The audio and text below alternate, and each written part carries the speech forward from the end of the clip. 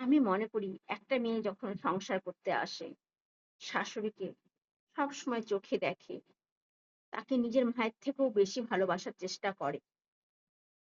কিন্তু সে শাশুড়ি মা কি তার বৌমাকে ততটা ভালোবাসতে পারে?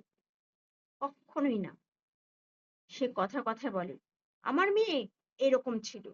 আমার মেয়ে এ করত।" কিন্তু তার মেয়ে বউয়ের থেকে বেশি খারাপ ছিল। কিন্তু না, সে হয়তো নিজের মেয়ে আর বউ পরের মেয়ে। বউ যতই করুক, বউ তো নিজের রক্ত নয়। তাই সে খারাপ। আর নিজের মেয়ে খারাপ ব্যবহার করছে, তাও বলছে ভালো। তাহলে শাশুড়ি, শাশুড়িই থাকে। শাশুড়ি কখনো মা হয় না। আমরা যতই মা করতে চাই, তারা ওই ডাকটাই মা হয়। অন্তর থেকে কোনো জায়গা দিতে পারে না বৌমাদের। অনেক, অনেক শাশুড়িরা খুব, খুব ভালোবাসে বৌমাদের। সত্যি তাই। কিন্তু বেশিরভাগ শাশুড়িরাই ভালোবাসে না। তারা দেখাওয়া করে। সুযোগ পেলে বউয়ের নিন্দা করবে। সুযোগ পেলেই বউয়ের খুঁত ধরবে। এটাই হলো বাস্তব।